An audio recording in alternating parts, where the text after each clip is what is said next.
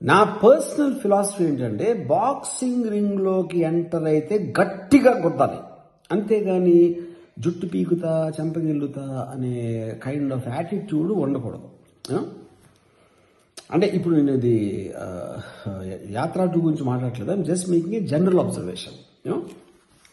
So నేను నా ఇది దాంట్లో వ్యూహం కానీ శపథం కానీ దాంట్లో ఐ జస్ట్ వాంటెడ్ టు నిజాన్ని బట్టలిప్పేసి నేకెడ్గా చూపించడం అనేది నా basic intention and objective. Okay, so ఇప్పుడు నన్ను క్వశ్చన్ అడిగారు, ఈ సినిమా పొలిటికల్ సినిమా కదా, ఓకే ఇప్పుడు టీడీపీ వాళ్ళు జనసేన వాళ్ళు చూస్తారా అంటే నేను దానికి ఆన్సర్ ఇచ్చానంటే చాలా ఏళ్ల క్రితం లంబా థియేటర్ అని ఉండేది సికింద్రాబాద్లో.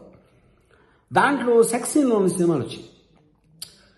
కానీ జనాలు వెళ్ళటానికి నేను అందరికీ సెక్స్ ఇష్టమే, కానీ నేను వెళ్తే నాకు తెలిసిన ఎవరన్నా చూస్తే నేను ఇలాంటి సినిమా చూడటానికి వచ్చానని వాడికి తెలిసిపోతుందేమో వీడికి తెలిసిపోతుందని భయంతో వెళ్ళేవారు కదా. కానీ లంబా థియేటర్ ఒక గొప్ప ప్రజాసేవ ఏం చేసిందంటే ఏ సినిమాల్లో ఉన్నాయి అనేది మన జనాలకి తెలియటానికి ఒక ఇన్ఫర్మేషన్ బ్యూరో లాగా తయారయ్యి వాళ్ళు వేరే వేరే ఆటల్లో అక్కడక్కడ చూసుకునేవారు.